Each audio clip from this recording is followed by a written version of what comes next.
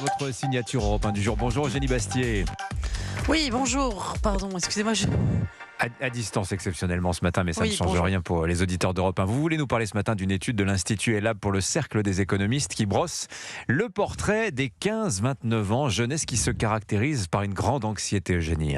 Oui, la radicalisation politique d'une partie de la jeunesse qui a été rendue visible par les tragiques événements de ces derniers jours ne doit pas nous faire oublier que c'est l'arbre qui cache la forêt d'une grande dépolitisation. Loin d'être engagée, la jeunesse française se caractérise par un rejet de la chose publique, un repli sur la sphère privée et un individualisme absolu. C'est ce que montre en tout cas cette étude ELAB menée auprès de 5000 jeunes de 15 à 29 ans. Alors ce qui frappe d'abord, c'est la détresse psychologique de ces jeunes. 3 jeunes sur 10 disent avoir régulièrement des problèmes de santé mentale. Un tiers se sentent seuls en permanence, avec un écart important entre hommes et femmes, puisque 67% des femmes disent avoir eu déjà des problèmes de santé mentale, pour 51% des hommes. Parmi les sources d'angoisse testées, il n'y a pas l'éco-anxiété, puisque seuls 18% des 15-29 ans citent les conséquences du dérèglement climatique. Non, les premières causes d'anxiété sont des angoisses du quotidien, la situation financière, l'avenir professionnel, la santé, la problématique du logement trop cher qui concerne 8 jeunes sur 10. Face à ces difficultés matérielles et cette angoisse vis-à-vis de l'avenir, Eugénie, les jeunes ont tendance à se replier sur la sphère privée. Oui, c'est ce que j'appellerais le syndrome Lena Situation, du nom de l'influenceuse phare de cette génération qui prône l'amour de soi comme réponse au mal-être. L'impératif numéro un de cette jeunesse est de se préserver, de prendre soin de soi avant toute chose. Le sommeil, l'alimentation, le sport deviennent des préoccupations constantes, plus que de se lancer dans des projets, de voyager ou de réussir sa vie professionnelle ou familiale. Près de 6 jeunes sur 10 disent qu'ils feront toujours passer leur santé avant toute contrainte. Autant vous dire que c'est pas avec eux qu'on va défendre le Groenland. Ils revoient leur ambition à la baisse. Leur priorité numéro 1 dans la vie, passer du temps avec leurs proches.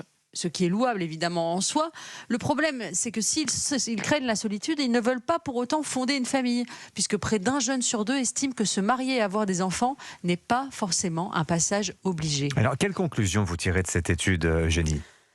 Dans l'histoire, il y a des grands retours de balancier. Eh bien, cette génération Z, en fait, c'est l'exact inverse de la génération des boomers.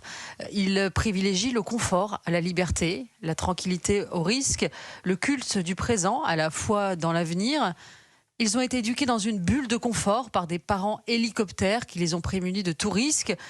Ils ont été socialisés par et pour les réseaux sociaux dans une comparaison sociale permanente. 66% des jeunes ont le sentiment de moins bien gagner leur vie que les autres lorsqu'ils regardent ces réseaux sociaux.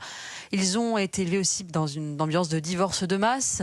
Ils ont la peur de déplaire et d'être harcelés. Ils ont subi de plein fouet la déconstruction de toutes les valeurs et vivent dans un relativisme permanent. On leur a promis la maximisation des possibles, ils en ont eu le vertige et se replient désormais dans le rétrécissement de l'existence. Ils ne veulent pas jouir sans entrave, mais sont angoissés jusqu'à l'os. Un espoir cependant, il y a chez cette jeunesse, on le voit dans cette étude, une aspiration au réenracinement. 76% se disent attachés à la France, 71% à leur ville ou village, 70% à leur région.